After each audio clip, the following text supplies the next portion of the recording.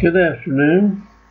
This is Dr. Bill Wyatt again, and I am a general dentist that's done nothing but orthodontics for the last 42 years, and did quite a bit of it before I limited my practice to it. Now I've done a good bit of temporomandibular joint work along with the orthodontics for about the last 30 years, and worked with a guy who did nothing but TMJ work there in Hurst, where my practice was, and worked with him for many years, and he really got me into the TMJ work too. And so anyway, that brings us down to where we are now, and I want to discuss several of these TMD, or that's temporomandibular disorder cases, or temporomandibular joint problems that people might have. In fact, there's a lot of people who do have trouble with it, and about 80% of them are usually women, and about 20% men, and we don't know why that is. It's not because women may talk more than men, maybe they don't, but some way or another that's the way it works out, that we see more ladies with TMJ problem than we do men. So let's get into this case. It's kind of involved, and by the way, this is one of my assistants, and she was working for one of my sons who's a dentist also, and have two sons that are dentists, but she worked for the second son, and is a sharp gal. I mean, she really knows her stuff, and so she's having a real problem with her joint. And what it is, she's got a kind of a locked jaw back there, and we had to put her in a splint and get her comfortable, and then try to position her teeth where they met together, where her jaw was comfortable, and that was what we were after. And that was kind of hard to get the teeth to move to that place. So we'll show you several things that we did. We wore headgear that did not put any force on the mandible, which is hard to get. And let's just go and look at her models now. The molar area is just kind of an end-to-end deal, and actually these teeth needed to be ahead. Excuse me, I mean this would need to be back here, this would need to be back, and the cuspid need to be back further. This was not a full class 2 case, but it has plenty of depth of bite, so where the jaw is kind of held back. And then now this side, I marked where you wanted this red dot to be over this blue dot, you see, which would bring the mandible further forward. But the mandible can't go further forward because it's up against these upper front teeth and can't get out here, and so it's crowding the condyle, crowding the retrodiscal tissue, and giving this young lady a fit. And so they work in the office, and it seemed like every lady that worked there, at least 2/3 of them, had TMJ problems. Now, that doesn't speak very highly of our office if we're so stressful that they're having problems. But I think they just took advantage of problems they had, and we didn't charge them anything for their orthodontic work or their TMJ work. And this lady looks like we had extracted teeth on her, but we certainly did not. In fact, we brought these teeth further out to fill her lips out more, and she still this is the way she appears. And so all these people that think extractions ruin your profile. I fixed a lot of profiles that made them look a lot better by taking out some teeth and bringing the lip structure in. You don't want them too full and you don't want them caved in like this. But we didn't want to work hard enough to take something and just pull all of these teeth forward here. So we just matched them up in here and got the joint comfortable and left this like it is. Alright, here's looking on it from the front. Very normal appearance. There's no facial height is good, really. This height, and this height almost perfectly matched up in here. So that's good. She's got a thin face, but no real problems because of that. Now, looking at it from the front, it makes you think that she's Class 2, Division 2, and if the chin were further out, say something like this, that would look a lot better if we could get the chin to come out some, but I don't think we did. We got it a little bit, but not much. Now, when she opens and smiles, you can see the teeth are kind of crooked back in this area. The smile maybe could be built up a little better, but still it's going to be kind of caved in or pushed in a little bit. Now the bicuspids are kind of in a little bit too. That's come from suction, I think. It seems like that's what it is. Most of the lower teeth here you do not see. You see this one right here, and a little bit right there, but most of it you just don't see. And I'm going to show you all this after we get through it several years later. This is 1990, and I think I've got some 2004 pictures at the end of this. Alright, I'm going to run on pretty fast here. The regular orthodontics is no big deal. We got separators in here, holding to come in here and band those molars. This is the other side. Something went haywire here. I touched something. I'm going to shut this thing down for a minute.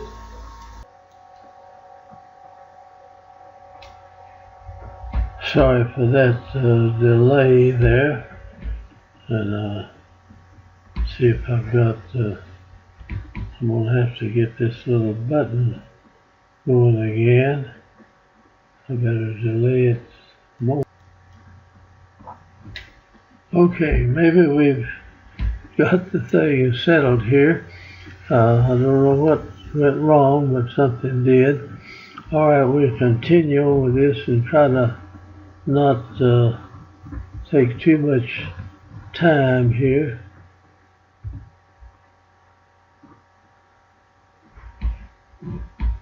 Something else is wrong.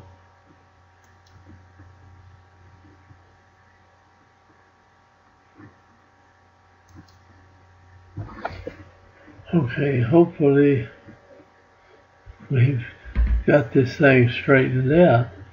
Alright, let's get on with it as fast as we can. Now the regular orthodontics is no big deal, but there was 2 or 3 things I wanted to show you on this particular case. We got it lined up pretty good. We let this one, the lateral on the right, lower right side slipped out of place pretty bad there. And we need to bring it back over and fill out this, and that would give us room to rotate that one.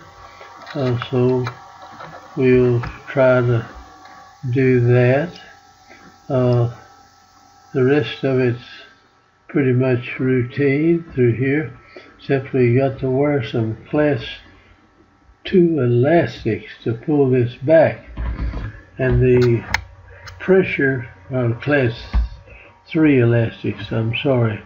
it would be coming off from up here to pull this chin back, and that didn't do too hot. In fact, this is a reverse headgear that comes across the top of the head and comes down and comes right around the chin and has these little pads that's supposed to touch on the cheekbones right here, to which you could pull the maxilla forward without pushing back on the chin. A lot of these have a cup that fits on the chin, and you pull back on the chin and back on the forehead and do the same thing. Or you wear a Hickam chin cup, which comes underneath here and circles over the head, has a deal, and you pull the maxilla forward with that. So here we're trying to use a headgear that just rests on the actually is pulling the teeth out and it forward. And now these cheekbones, this should be over the cheekbone really, and you're pulling on this, and this strap goes across the head, so it pivots off of the cheekbones and prizes, pulls on the teeth through here, and that rotates this thing on the cheekbone and tends to bring the head forward when you've got a lot of pressure on this down here. But I tell you, I tried this on 2 of our assistants, and neither one of them could tolerate it. I mean, it made their cheekbones so doggone sore. They just couldn't tolerate it. You might could, if you had to do it, you might could get somebody to do it. So we ended up using some class 3 elastics to finish it. Just did them during the daytime, not wearing them at night and things of that fashion. But anyway, we got her settled down, but it was trial and error there for a while. All right, this is the side of one of these headgears that actually rests here and here, and you pull back here, and you pivot, and you go through here, and it pulls down on this, you see, but you don't want it to pull this in, so you put this strap under the hair right there that holds this out. But if you pulled on this part, it would pivot up here, and pull this would come out over the forehead. So anyway, we didn't end up using that. Now I think you could actually take a mold of the face and probably pull the teeth forward with that. Jokingly said to a class one time, you could lay down and have this joined together up here, and you reach in there and hook a deal on that. If you were laying down, you'd have a bucket of rocks or something on a pulley up here, and a bucket over here with and fill it with rocks or something that would pull up on this. If you were laying down, it'd pull your maxilla forward. Now that's kind of crazy, but somebody might try that someday to get some forward pressure on the maxilla. Anyway, we got her treated, working with it gradually, and finally got around to it. And she's a sharp young lady, and she knows how to do this now. She knows how to bend arch wires too, by the way. And this is coming in here, hooking onto these teeth, pulling this in a forward direction, see. We're going to correct the class 3 by pulling on it that way. Now, let's erase that.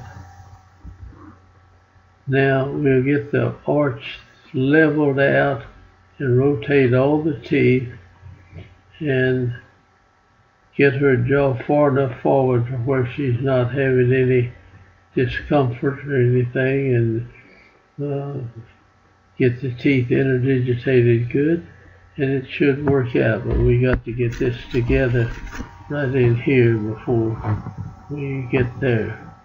Now she made one of these little fancy retainers, and you got a little ramp here to keep her jaw further forward so it won't drop back in this other area. And they have to stay with that thing for quite a while if you lose that thing. Okay, this bottom arch is lined up pretty good at this point, and so is the upper arch. And we've got the bracket further down here, but to get the crowns up here right, you just drop your arch wire and come in and go up. And then the lower anterior teeth are pretty well lined up, or they look that way from the outside. Okay, let's see. Now, let me go through this pretty fast. That's a little forward repositioning in there. All these upper teeth are in now and lined up pretty doggone good. The lower teeth are too, and the tongue fits in there quite comfortably. And it looks to be lined up quite good cephalommetrically. This is 1990. Here it is in 93. We've got these teeth angled out, you see. And I don't know whether we showed the starting.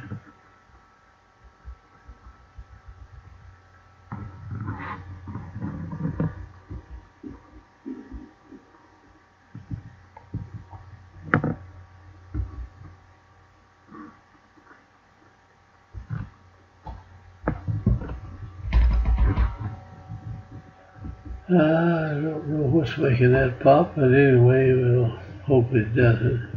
Now here we're lining this up. Now the teeth look pretty good, but they're over here we're in a kind of a class 1 relation. Here it's pretty much class 3. So the midline will be off quite a bit there. And this is a different bunch of Panorexes, and you can't tell which part. This is number 4 Panorex right here. You can see this is a super class 1 right here, and this one is just class 1. So this one probably needs to be brought back some with something up here. So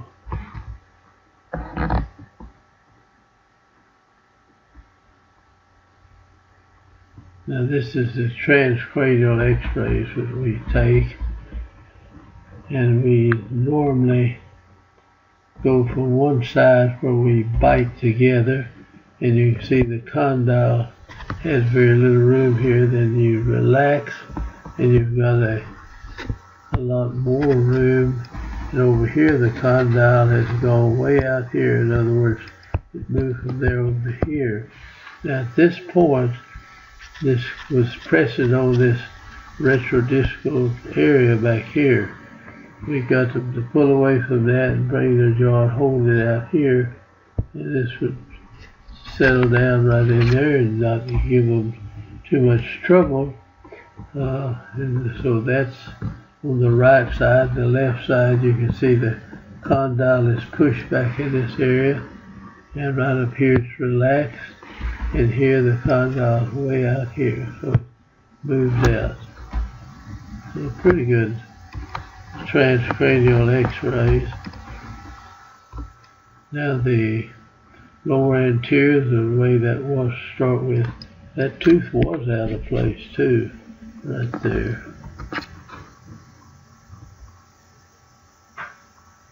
Now the bite was terribly deep, and you can really see it from that standpoint. And here's 1990. You see where the bite was down there, and then we pick all these teeth up and actually intrude the cuspid teeth. I would bring them in. Let me go back here. Alright, we're getting pretty far down the line. It's 1990. Now here it is in 1993. In other words, we opened this bite tremendously and took her out, put her into braces with a bite plate underneath there. Let's go back and look at and you see where that was in 1990. The closed bite, she had her jaw trapped back there, and she had to get some relief from that, and so she would do all sorts of things, really getting relief from it. Now there's where it had gotten to recently. That's 93, I think, and this is similar.